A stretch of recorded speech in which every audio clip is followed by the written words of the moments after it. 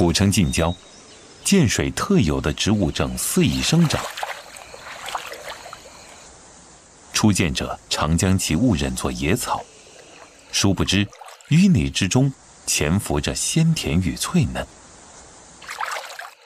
草芽以幼嫩新生、根状茎为食用部分，它四季生长，常年可采。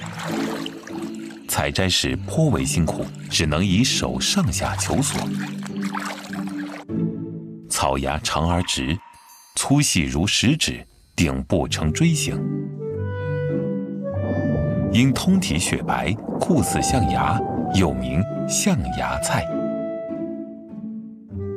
它质地脆嫩，鲜甜素雅，不挑烹饪方式。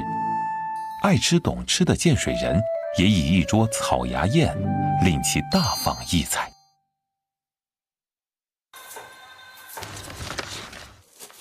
案板是草芽蜕变的起点，成段、做片、切丝，不同形态的草芽将踏上各自的征途。生食最能体会草芽的本味，与家常调料相伴，尽得满盘酸辣爽脆，既可做开胃前菜，又能佐餐下饭。柠檬、百香果和蜂蜜调作酱汁，浸染出清香扑鼻、惹人生津的酸与甜。搭配甜蕨菜，是别致的傣式酸辣。整段焯水后加入鸡汁，极简造就极鲜。加猪肉爆炒，是荤素均衡的无上妙品。虾仁、百合同草芽清炒，得来满目清新与满口回甘。与本地腌制的洋奶菜混炒，浓郁的酸香惹人食欲大增。一道铁板草芽牛柳，让细嫩与清甜变得滋滋可闻。以韭菜将草芽和各色荤素精细捆扎，形似神意的两道美味有序入列。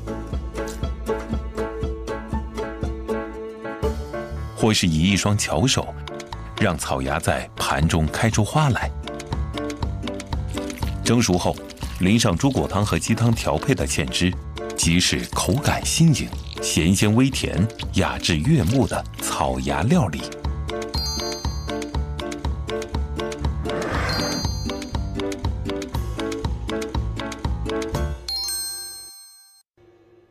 草芽炖鸡，鲜与甜强强联手，与过桥米线同台，是画龙点睛之妙。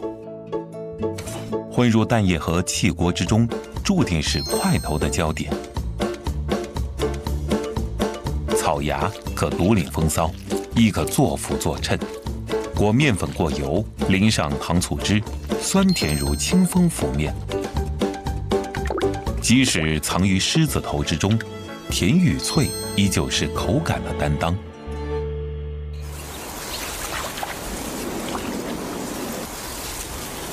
发端于水乳大地，绽放于唇齿心间。